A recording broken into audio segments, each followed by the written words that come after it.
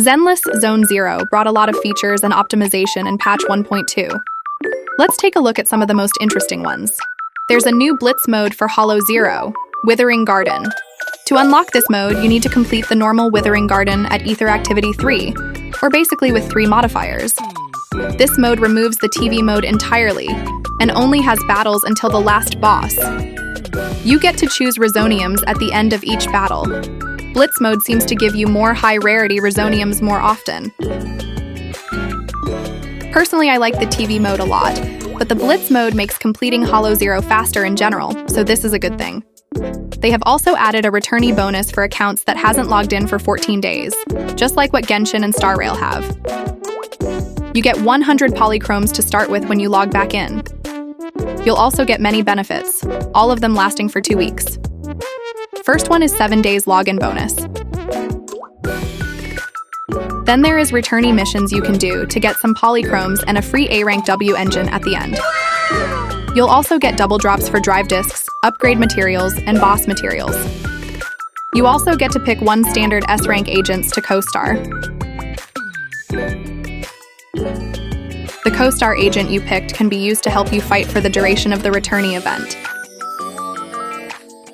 Apparently, you also get a welcome back video from either Belle or Wise.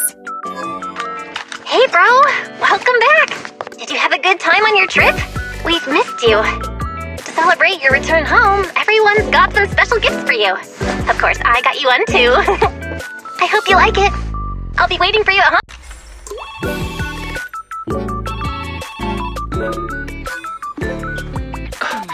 Welcome back, Belle. I hope you had a good trip.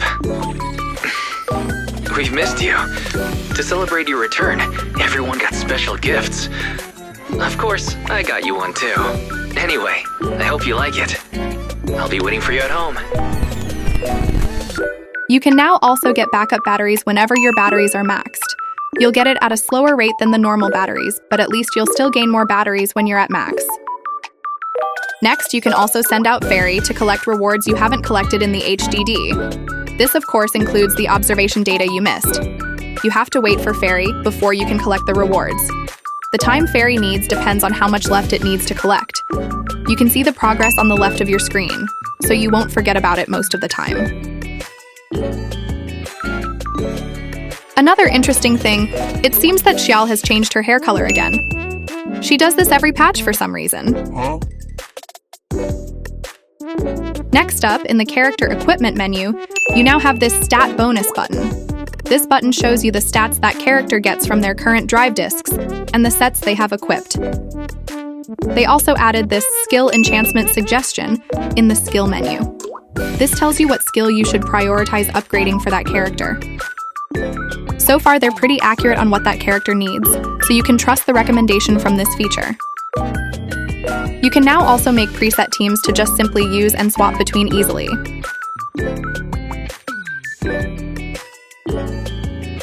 You can access this from the menu as well, so you don't have to enter combat first to make them. Then we have some nice changes, so players will less likely to go broke in this game. Dismantling drive discs doesn't cost dennies anymore, so you can dismantle as much as you want. Along with that, the coffee in the coffee store now costs 0 dennies. In other words, they're free. Also, the new Eridu special will be changed to Tin Master special permanently after you reach Certified Proxy, which is the rank you get after completing the rank up quest when reaching Internaut level 20. The Tin Master special, while it doesn't give any buff, it will give you 20 more batteries than the other coffees.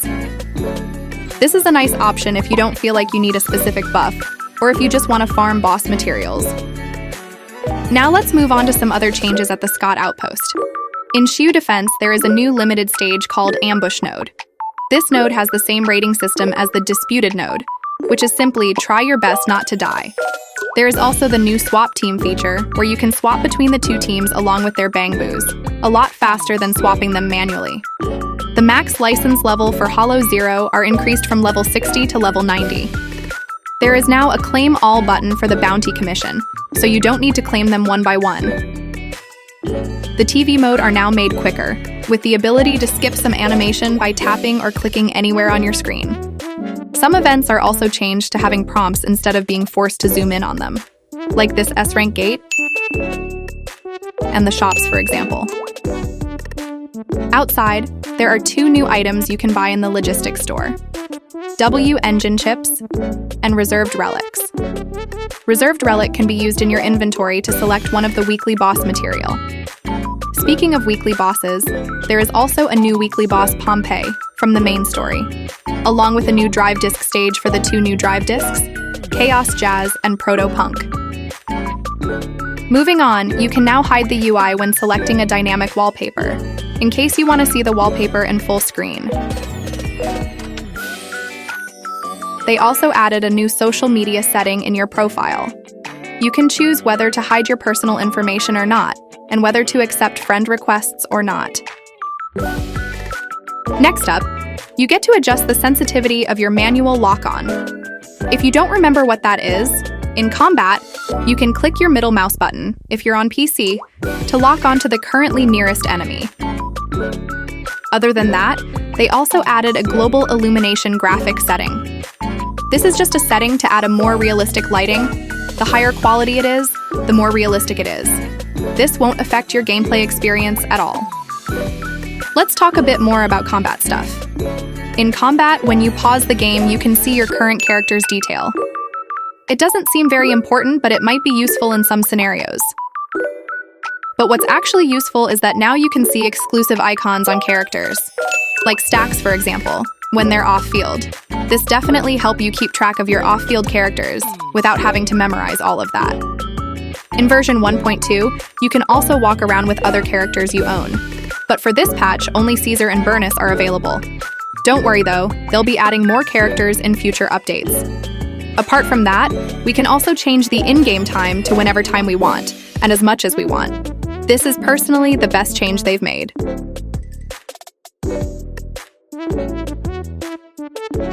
They also added a nice little detail to Lumina Square. Their crosswalk is now functional and the traffic light changes every now and then.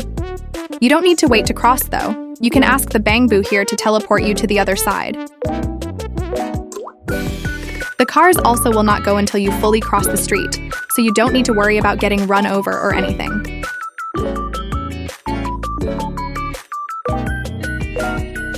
The UI and the camera mode are optimized, but there's no significant change to it. Lastly, there are a bunch of bug fixes they've done, which is nice to see. But that's all for this video. Tell me in the comment down below if I've missed anything. I hope this video helps. See you in the next video.